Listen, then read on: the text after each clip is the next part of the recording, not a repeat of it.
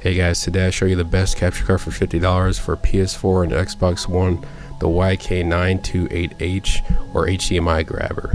So to start this story off, in the beginning of December I wanted a capture card for live streaming and recording. I checked my options and found out the YK72HB. I purchased it for $34. 2 weeks later I got it in the mail and I used it immediately. The test recordings were initially pretty good, but I did return it. The first reason why is because of the picky drivers. The drivers were way too picky for the YK762H. I had to restart my PC multiple times and had to unplug it and replug it inside the PCI slot. It was just really a nuisance. It was very annoying just to get it to work. In OBS there were some problems, and I know what it is now, but I didn't then. But it was because the window was minimized. But anyway, if that still worked, then I would still have to return it because the preview HDMI plug did not work with my DVI cord that I use for my PS4 to convert the HDMI to the DVI for my monitor. So I returned it for a full refund, and I'm happy because now I have a way better capture card and it was way worth it. Do not go for this capture card. One reason is because it only records 1080i and 720p. That means, for you people who do not know, 720p is good. It's HD and YouTube standards. 1080p is obviously better. It does not record 1080p in 3060 or 30 frames a second, but it does record 720 and 60, which is very important to me because I want to make a kind of like Call of Duty, like sniper montage and stuff like that. Let's say I chop a 30 frames per second clip in half. That's 15 frames, and no one wants to look at that. It's going to be very choppy, even with the optical flow setting on Adobe Premiere. The best thing you would want to do is have it at 60 frames per second and chop it in half to 30, and it'll still look pretty smooth. So that's why I wanted 60 or 720 at 60 frames per second. Like I said, it only records in 1080i. For the people who do not know, 1080i is the interlaced, and that does not look so good. It has not tears, but it has lines across. So on a pretty still video, you can't, well, you will notice it, but not that much. But in like a fast moving video game, like if I was playing Call of Duty, yeah, you would be seeing a bunch of lines through the screen, and it's very annoying, and no one wants to look at that. So do not purchase this card. Another downside of this card is you have to set the output to the output you are going to record. So for example, in OBS, if you want to record 1080p in OBS, well, you won't be able to do that with this card. But let's say you want to record 720 at 60 frames per second because you're playing Call of Duty Modern Warfare Master or something. You would need to set that on the PS4, meaning you would have to go all the way in the settings and set it to 720p.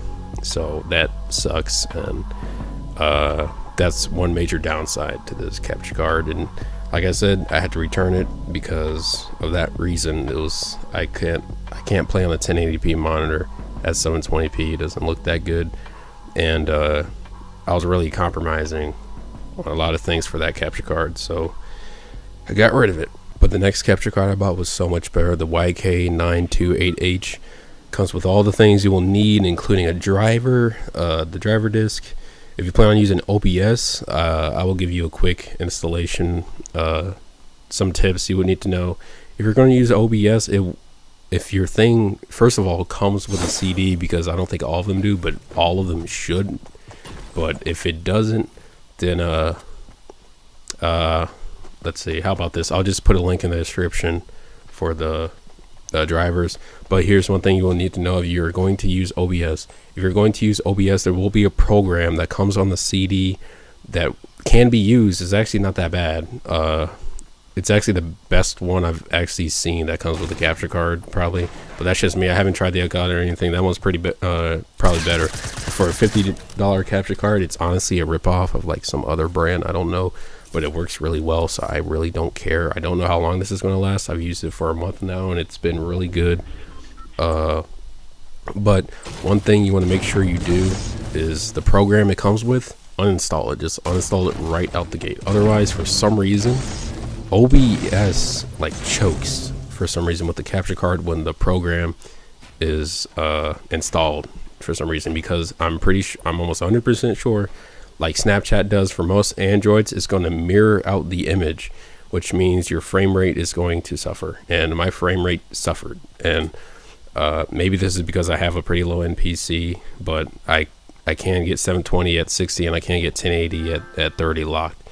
But if just in case if you're having some problems, make sure you uninstall the program first, because it completely cock blocks OBS for some stupid reason. I do not know why, but I uninstalled it and then it started working perfectly. It will say something like a filter.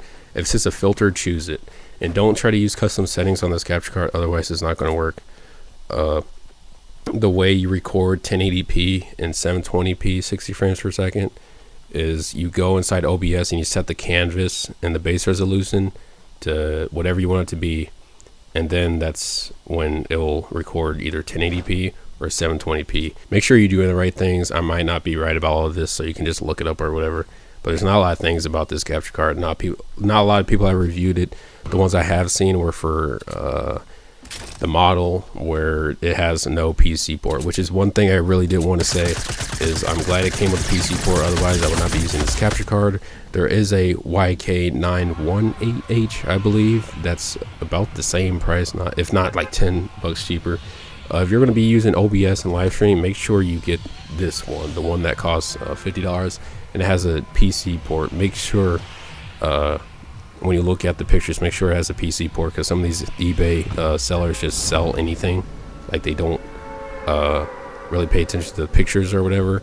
So make sure you ask them if you're not sure, so you can buy the right capture card, because otherwise that would suck if you got it and you realize there's no PC port, because then you won't be able to utilize OBS and you cannot get better recordings than you would with a standard version of this capture card. But anyway, one good thing about this capture card is it's portable. You can take it around. Like, say I was going to my friend's house, I can go to my friend's house with the capture card. I do not have to worry about bringing a computer. The reason is because, unlike Elgato, believe it or not, this capture card does not let you standalone like use it. Like, you can use a flash drive on this, you can use a hard drive on this, up to like 2 terabytes or something like that. I don't know, but I'm not using that feature. I haven't used that feature. I'm just going to use the disc on my computer, and it's been working fine. It's been working fine so far. One complaint I have is the fact that just the simple fact that the space it takes up. If you are going to be recording and stuff like that on this hard drive, I would definitely consider getting a secondary hard drive. But me, I'm cheap and I have a secondary hard drive, but I didn't put it in my computer yet, and I'm probably not going to open up my computer anytime soon, unless for some reason something happens. But other than that, I'm not going to open it up. But I do have it. It's like a 250 gigabyte hard drive. I have it laid around. I will use it if that's a necessity for me in the future, but right now I'm just doing fine on the one standard hard drive. So basically that's pretty much it. I'm going to get inside the gameplay of this video. I have multiple games running at 1080p at 60 or 30. I will list in the right hand corner if it is 60 or 30 frames per second, because I think that's, I mean, some people can tell like me, but for the people who can't, then I'll put it up there. I tested Modern Warfare Remastered, GTA 5, Rocket League, Fortnite, Human Fall Flat, NBA Live 18, and some more. Now that I think about it, I think I deleted NBA Live.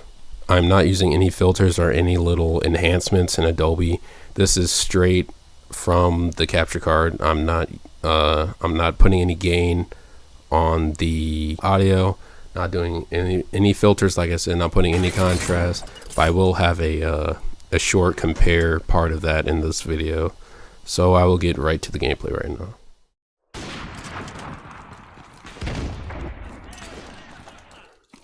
Friendly airstrike on the way.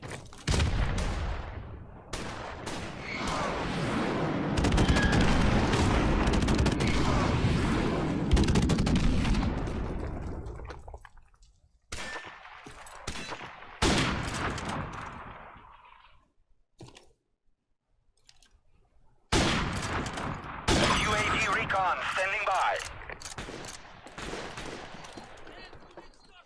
Helicopter on the way.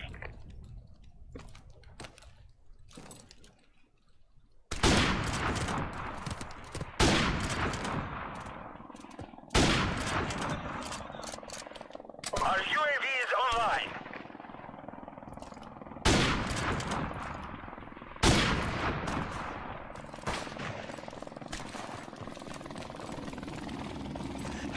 Alright.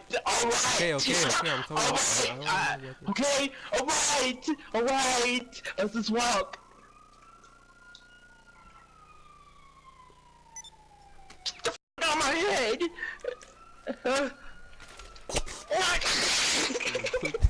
Damn. Oh. Alright, come here. Can we just have a peaceful walk down the road? This That's beautiful right. street.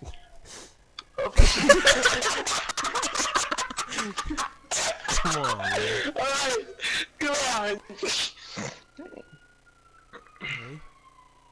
Hey. Yeah. Hey.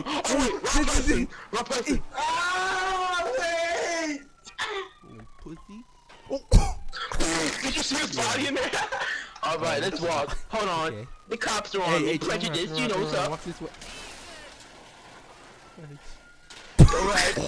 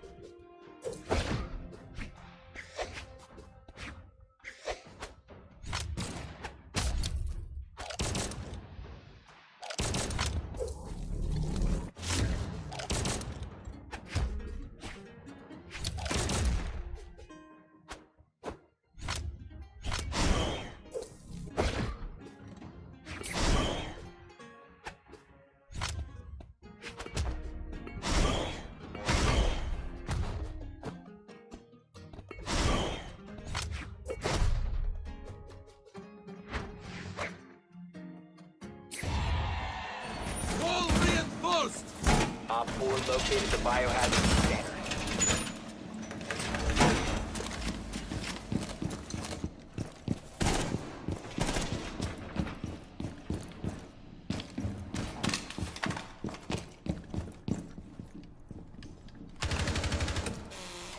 Device prime. 10 seconds left. Planting toxins. 5 seconds and counting. Protect the biohazard container at all costs. Barricade in place. EDD mounted. Let them come. Giving them a shot. EDD prime. Complete. Stand clear.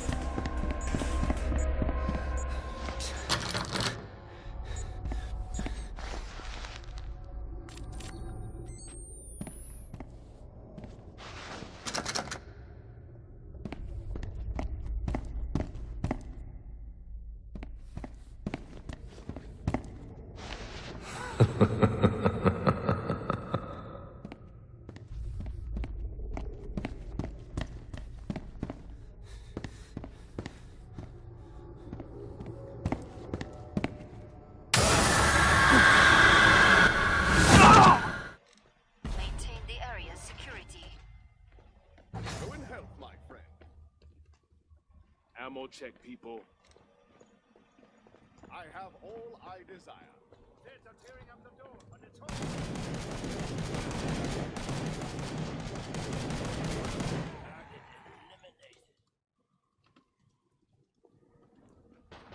Locking it up.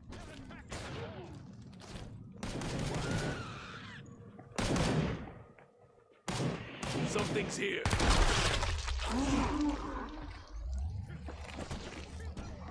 Keep coming. I can do this all day.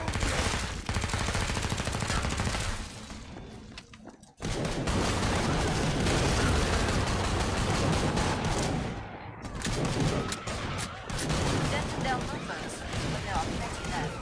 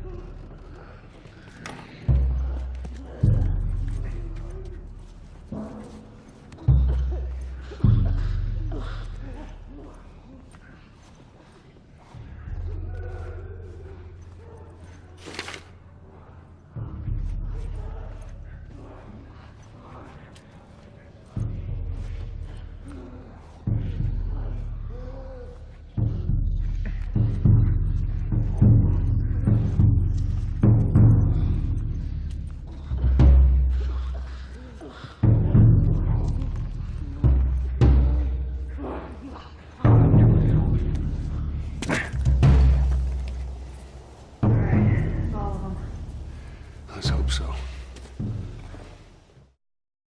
This capture card is worth it if you're beginning to stream like me, or if you just want to capture something in 60 frames per second. I think this is way better for people that have $50 laying around or whatever. You just have some extra money and you're considering doing YouTube. I would definitely purchase this capture card. I would not go out and buy an Elgato $150 capture card to test something you may not like. It's always better to go cheaper for a short-term solution. I'm going to be upgrading to an Elgato in about a year or two, so for now this thing will definitely hold up for me personally. It meets all my needs. Like I said, the only downside I can see of this capture card is the fact that, well, for one, there's a button on the side they have to press every single time you want to see the screen, otherwise it doesn't show the screen.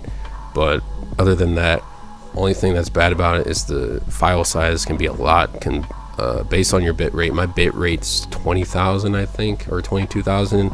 It looks fine. I like it, but it takes up a bit of space. But I have a pretty small hard drive, and I don't really complain about it because for me personally, after I get footage, I edit it in Adobe, I delete the whole raw footage file that's like about an hour long, and then I have like the 15-minute video. That's just me personally. If you're a person that likes to stock up on footage, then you might need to get an external hard drive like I said earlier, and it would be no problem at all. Yeah, but that concludes this video of the capture card. If you have any questions, let me know in the comment section. I'll get to you as soon as possible. If you have any problems, just let me know. I'll see if I can sort that out. This capture card is pretty easy going. It's pretty easy to set up. It's pretty self-explanatory, and it comes with everything you need. So I don't know why, if you have $50, you wouldn't buy this. Maybe you just don't like buying cheap stuff from eBay. I don't know. But if you're a budget YouTuber like me, then you definitely get this. And yeah, that pretty much concludes this video. This is the end of the video. If you liked it, leave a like. If you disliked it, just leave a dislike.